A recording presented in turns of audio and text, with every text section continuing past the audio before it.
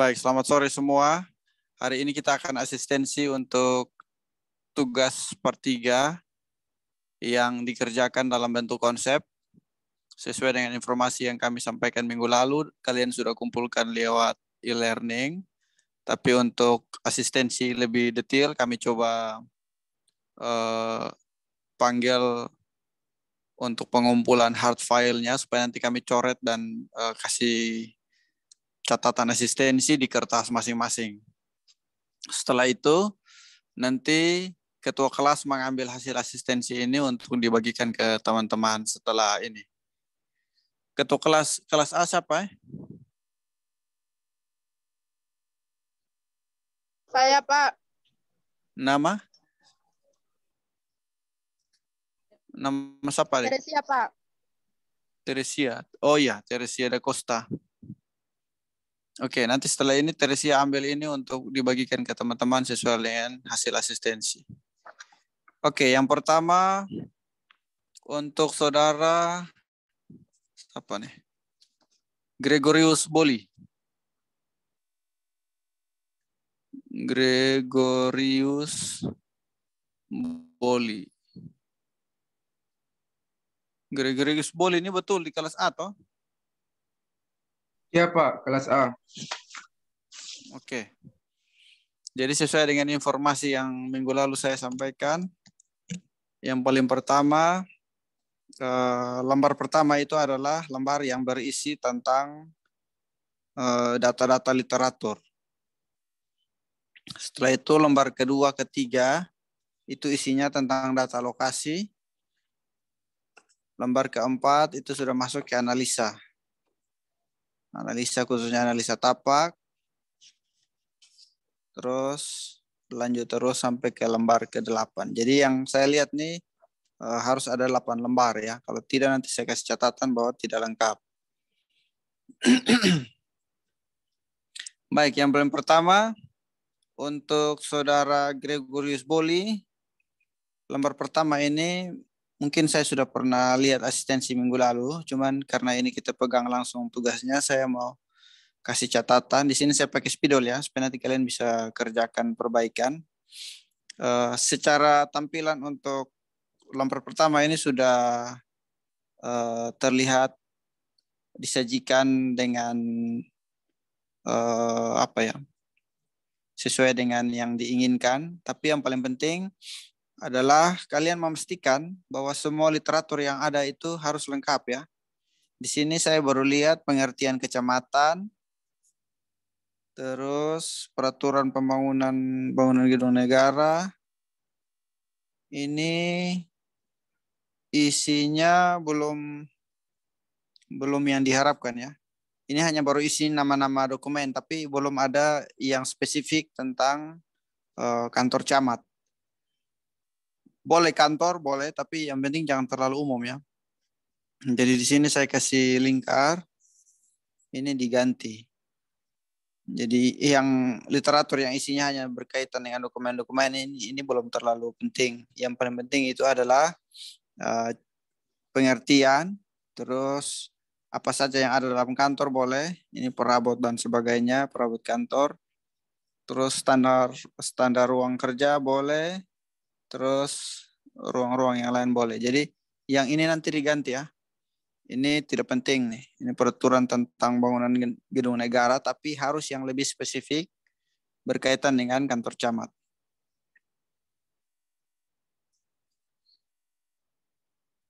Kenapa kita sampaikan seperti itu? Supaya ketika kalian mendesain, nanti kalian bisa menggunakan teori-teori itu untuk mendesain atau melakukan analisa.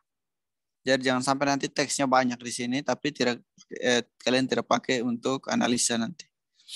Terus saya lihat masih ada ruang-ruang yang kosong ya. Jadi karena ini kita singkat, padat dan jelas, hanya 15 lembar, jadi diusahakan tidak boleh ada ruang yang kosong. Jadi kalian tambahkan lagi data-data yang penting untuk membantu kalian dianalisa nanti.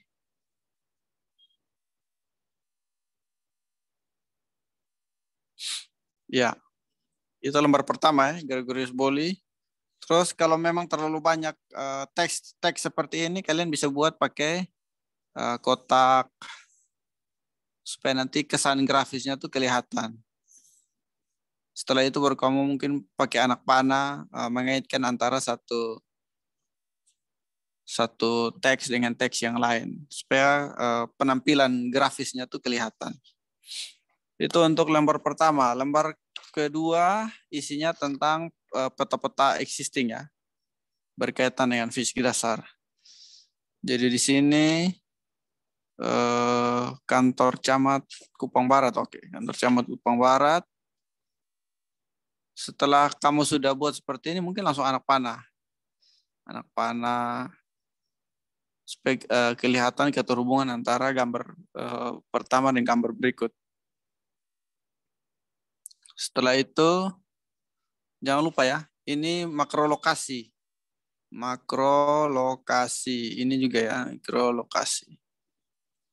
Setelah itu dilanjutkan dengan fasilitas existing. Terus ketika kalian menggambar peta, usahakan supaya gambarnya harus mirip ya. Kalau saya lihat secara umum, di sini agak ceper, contoh ya. Yang pertama itu agak ceper seperti ini. Yang kedua yang di bawah ini agak persegi. Yang satunya agak persegi panjang, yang satunya agak persegi. Harusnya kalau memang persegi panjang semua. Makanya kemarin saya sarankan kalau tidak bisa menggambar ulang yang persis, fotokopi saja tidak apa-apa.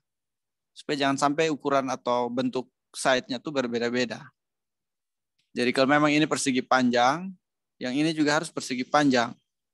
Jangan sama seperti ini yang persegi. Jadi contoh ini 3:2. Ini malah ini 2:2 nih. Jadi dari sisi penggambaran side saja kalian sudah tidak konsisten. Jadi yang cepatnya adalah kalian buat satu peta, fotokopi, tempel, baru kalian mulai menjelaskan. Menjelaskan satu persatu ya. Existing, vegetasi, arah angin, arah matahari. Terus waktu kalian menuliskan teks di sini ya, contoh di sini. Arah angin datang dari belakang ke depan. Ini kita tidak ada bahasa Indonesia begitu. Arah itu kan bicara tentang timur barat, utara selatan, timur tenggara, selatan barat daya, begitu. Jangan dari belakang ke depan. Itu tidak ada begitu. Harus pakai teks atau kalimat yang menunjukkan arah. Belakang kan saya bilang saya pun belakang dan kalian pun posisi belakang kan bisa saja beda arahnya. Jadi harus lebih detail ya. Timur atau barat atau apa. Selatan, utara, harus jelas ya. Terus ketika kalian menjelaskan tentang vegetasi, kalau ada gambar tentang vegetasi, ini jenis vegetasinya apa? Ini vegetasi apa? Oh ini nama pohonnya apa? Nama pohonnya apa? Supaya kita jelas. Oh vegetasi terdapat pada depan dan belakang bangunan. Ini kan terlalu umum. Dari sisi letak iya, tapi jenisnya apa? Itu yang pentingnya. Supaya kalian kalau memang nanti jenis yang ini kalian mempertahankan, dianalisa nanti kalian bisa perbaiki. Begitu juga dengan arah matahari ya. Arah side menghadap ke timur laut. Sinar matahari datang dari depan ke kiri dan belakang. Harusnya ada arah ya. Depan tuh arah mana? Barat atau selatan atau timur atau utara. Jadi arah matahari dan arah angin itu harus arah datangnya matahari, datangnya angin, pergerakan angin dan matahari itu harus sesuai dengan arah yang jelas. Seperti itu hal yang penting ya. Yang berikut juga ketika kalian menjelaskan tentang sumber kebisingan, secara visualisasi kalian harus bedakan mana yang bisingan terpadat, mana yang bisingan tidak padat. Jadi kalau kamu mau bilang di sini yang paling padat, paling bising ya, paling ribut ya, kalian bisa buat garis kebisingan, simbol kebisingan itu rapat sekali seperti ini. Ini contoh ya. Terus kalau memang yang bagian sini agak renggang, kalian bisa buat lebih renggang. Setelah itu baru kamu kasih keterangan. Oh, kalau yang seperti ini artinya apa? Yang begini ini artinya apa. Seperti itu. Supaya kita perlu lihat secara jelas. Sumber air bersih nanti bisa dilihat lagi. Terus listrik, geologi. Geologi ini yang paling penting itu jenis tanah, lapisan tanah. Jadi kalau kalian bisa dapat jenis tanah, lapisan tanah, kalau ada foto survei kemarin bisa ditempel saja di bagian sini. Terus anak panah. Supaya mudah kita identifikasi. Akses juga ya, akses juga, akses dari jalan depan itu masuknya dari mana, dari kiri atau dari kanan. Terus kalian jangan lupa ya, semua peta itu harus ada arah orientasi matahari. Utaranya di mana? Kalau utara ke atas ya utara di atas. Di sini juga wajib ada arah utaranya. Jadi kalau utara ke atas, utara ke atas, utara ke bawah, utara ke bawah. Seperti itu. Oke, yang berikut identifikasi ciri khas kawasan. Ini bolehlah, ini sudah mulai kelihatan. Tapi yang penting pastikan bahwa memang itu benar-benar potensi lokasi. Setelah itu analisa aktivitas luar bangunan. Aktivitas luar bangunan itu apa saja? Aktivitas ya, bukan fasilitas. Ini yang kamu tulis di sini aktivitas, tapi yang terjadi di sini aktivitas, fasilitas. Jadi aktivitas dulu, baru nanti datangnya fasilitas. Jangan kamu omong fasilitas, omong aktivitas, tapi tulisnya fasilitas. Jadi kalau aktivitas ya jangan tulis lapangan upacara. Tulis saja upacara. Tempat berkumpul, jangan tulis tempat berkumpul. Bahasa pakai kalimat atau kata tempat itu artinya bahasa fasilitas. Aktivitas berkumpul, aktivitas upacara, aktivitas parkir, aktivitas olahraga, itu boleh. Terus di belakangnya ada aktivitas, kalau tidak harus semuanya harus ada identifikasi aktivitasnya.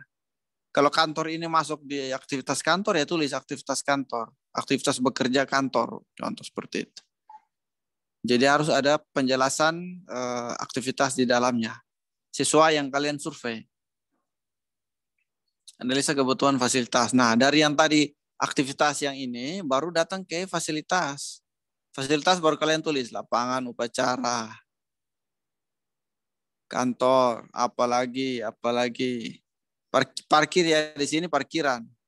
Kalau aktivitasnya parkir, fasilitasnya parkiran. Begitu.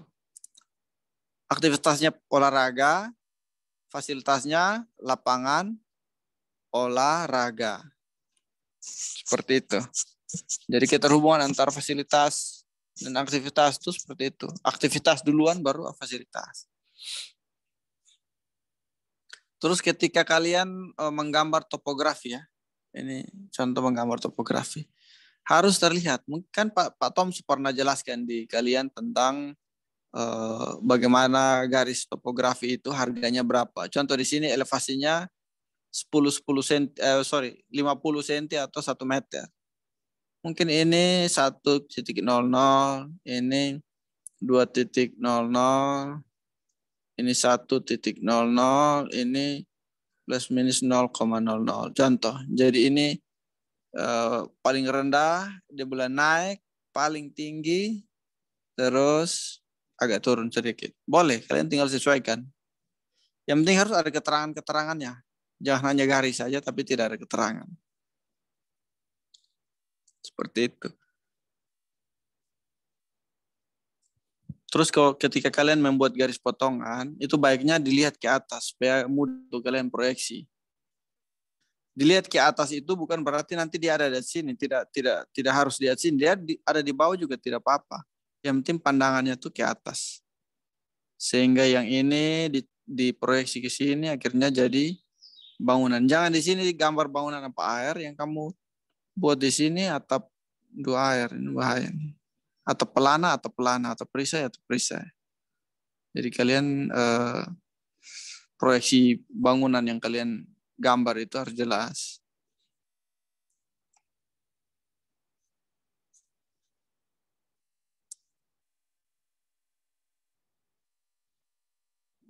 Baru nanti di sini lapangan upacara. Setelah itu mau terlihat vegetasi, pohon dan sebagainya, tinggal disesuaikan. Terus geologi itu di bagian mana yang kalian mau pakai pondasi jenis ini, kalian lingkar. Oh, area ini nanti pakai ini. Oh, karena ini tanah keras, saya pakai ini. Anak panah. Terus kenapa menggunakan jenis pondasi ini? Jelaskan, singkat saja. Terus air bersih juga, sumber airnya di mana, dialihkan ke mana. Kalau memang ini PDAM, masuknya dari mana? Masuknya dari belakang atau masuknya dari jalan depan. Itu nanti tolong diidentifikasi secara baik. Terus jangan lupa ya, ini analisa. Analisa itu artinya harus ada tawar-menawar alternatif. Tawar-menawar solusi. Kenapa pakai ini, kenapa pakai ini. Kalau pakai ini hasilnya apa. Jadi analisa itu harus ada proses ya. Oh, kalau saya pakai PDAM dari depan, itu nanti kemudahannya apa? Panah, jelaskan. Dari belakang, apa? Jelaskan. Jadi menjelaskan tentang proses. Oh, kalau nanti di sini bagaimana, ya nanti di situ bagaimana. Jadi analisa itu harus terlihat proses ya. Ini bukan seperti peta existing. Peta existing yang menampilkan apa adanya. Tapi kalau dianalisa harus terlihat prosesnya. Ini juga analisa vegetasi. Analisa vegetasi yang paling pertama penempatan vegetasi dulu. Kalau yang tadi itu kalian membuat peletakan masa bangunan, peletakan aktivitas dan fasilitas. Setelah itu kalau memang penataan vegetasi itu mau menyesuaikan dengan itu boleh. Tinggal kalian buat, oh nanti vegetasi peneduh, pengarah di sini. Saya buat, oh perindang atau peneduh nanti menyebar. Oh penghias di bagian sini. Nanti kalian tinggal pakai pensil warna. Terus kalian sajikan. Seperti itu. Setelah itu buat keterangannya.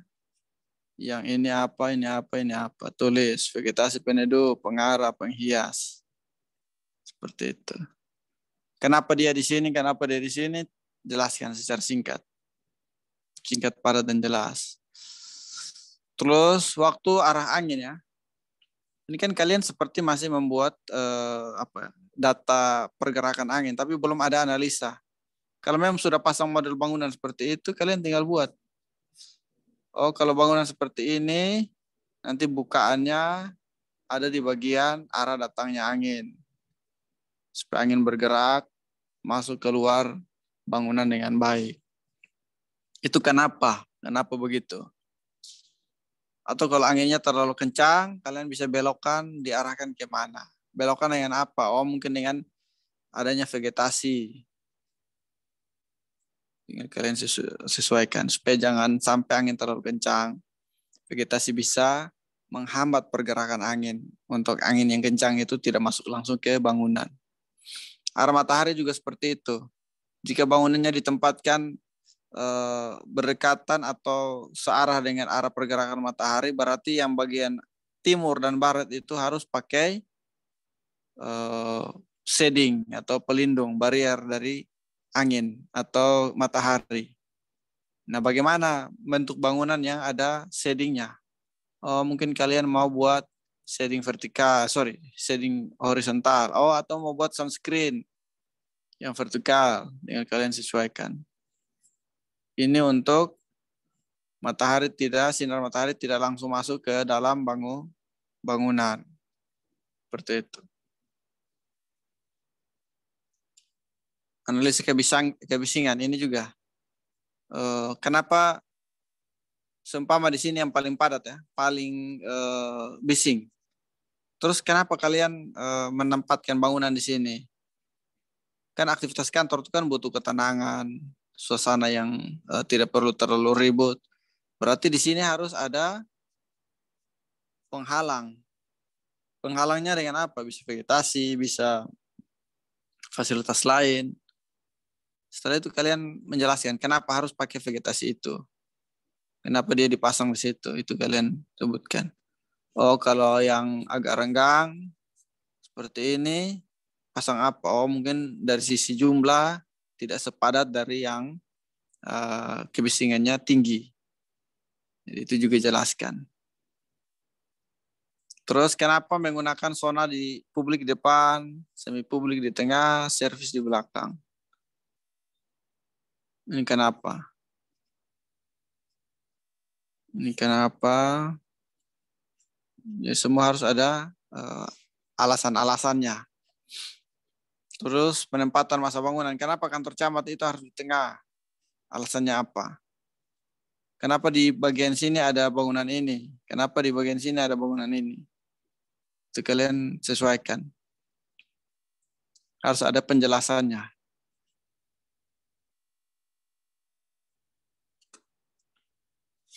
Ini analisa sirkulasi luar bangunan. Penempatan masa bangunan sudah jadi, sirkulasi luar bangunannya begitu. Ini sudah mendekati, tapi belum ada penjelasannya. Kenapa seperti ini? Ini juga penempatan fasilitas. Kalau ini sudah bentuk bangunannya sudah terlihat, jangan pakai lingkaran lagi, langsung bentuk bangunan langsung supaya tidak mundur lagi. Ini kan bentuk bangunannya sudah terlihat. Langsung pakai bentuk bangunan. Walaupun nanti dianalisa bangunan baru buat secara detail. Tapi minimal bentuk bangunan hubungan dengan sirkulasi, fasilitas-fasilitasnya sudah terlihat.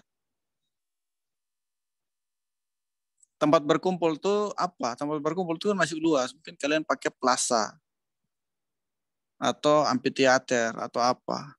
Tempat berkumpul atau lapangan atau alun-alun kecamatan. Silakan kalian pakai di situ. Dan tambahkan keterangan. Terus kenapa ini pakai paving block? Kenapa ini pakai semen? Itu harus ada keterangan-keterangannya. Air bersih, ini juga harus ada keterangan. Kenapa begitu, kenapa begini.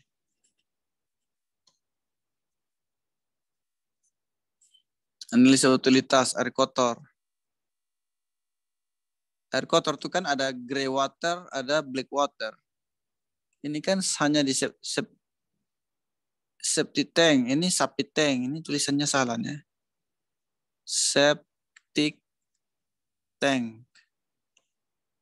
Yang black waternya masuk ke septic tank. Terus yang gray waternya dimasukkan kemana? Mau pakai peresapan dulu atau bagaimana? Itu harus jelas. Terus salurannya bagaimana?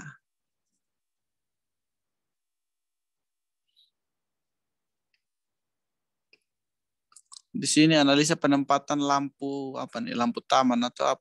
Kalau lampu di dalam bangunan itu tidak ada di analisa tapak. Kalau kamu mau buat analisa untuk utilitas pencahayaan tapak, bisa kalian pakai lampu taman. Oh, nanti lampu taman di sini. Karena sirkulasinya di sini, lampu tamannya kiri kanan. Silakan kalian buat.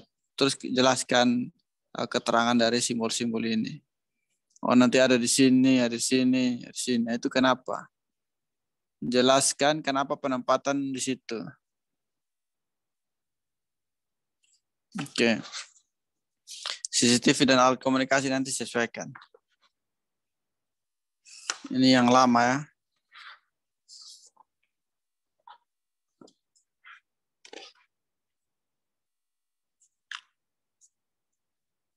Oke. Jadi untuk saudara Gregorius Boli seperti itu ya. Nanti ambil hasil asistensinya di ketua kelas. Hari ini Baik, tanggal Pak. 28 Maret. Oke, yang berikut Yohanes jawaban. Yohanes jawaban lebih serius lagi ya. Serius, kenapa saya lihat tidak serius? Karena di sini masih banyak ruang tersisa, banyak. Ini kenapa pakai ruang-ruang kosong? Lebih fokus lagi kerja tugas, ruang-ruang yang ada ini diisi dengan data-data. Sebanyak data, semakin baik, semakin baik. Semakin banyak data, semakin baik. Terus ini apa nih? Belum suruh kalian gambar site. Yang gambar site adalah Terus kemarin, ini punyanya Jeffrey jawaban belum maksimal. Belum seperti yang diminta. Ini Jeffrey jawaban punya dapat kantor camat mana nih?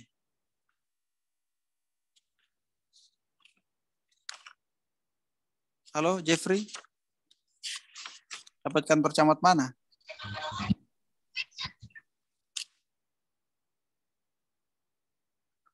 Kantor camat mana Jeffrey? Kupang Timur, Pak. Kupang Timur. Kupang Timur tuh kan dia punya site gampang toh, lurus-lurus saja toh. Nah, kamu gambar site ya, gambar site yang benar. Contoh kayak yang kamu, ini contoh ya, saya tidak tahu persis, tapi yang saya lihat di Google Earth yang waktu saya ambil foto untuk mengenal lokasi itu kan seperti ini. Mungkin yang bagian sampingnya ada jalan. Nah, gambar seperti ini saja. Jangan gambar yang terlalu luas seperti ini nih. Ini terlalu luas. Jadi kalau memang bentuknya seperti ini, ya gambar seperti ini. Fokus di yang ini. Untuk menggambar site-nya. Fokus di yang bagian saya arsir itu. Yang jalan kiri, kanan, belakang itu sifatnya pendukung. Tapi yang paling pentingnya itu yang di dalam kotak. Gambar 1 untuk Jeffrey ya. Gambar 1 sudah jadi. Asistensi ke saya kalau sudah oke, fotokopi, tempel banyak-banyak, baru mulai kamu pakai jelaskan. Jadi ada jalannya. Setelah itu ada batasan set plan-nya. Nanti di situ ada arah utaranya menghadap kemana. Kalau menghadap ke atas. Tapi kayaknya arah utaranya menghadap ke bawah. Karena menghadap ke Teluk Kupang itu arah utara dari site yang kamu punya.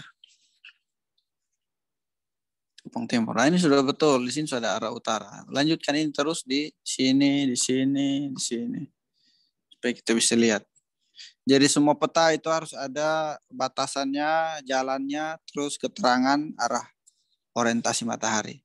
Yang paling umum tuh gambar anak panah, arah utaranya menghadap kemana. Seperti itu ya. Nanti Jeffrey bisa lihat yang tadi saya koreksi Gregorius Boli punya. Itu karena dia sudah buat agak detail, jadi saya bisa komentar banyak. Jadi lengkap ya. Terus kamu tidak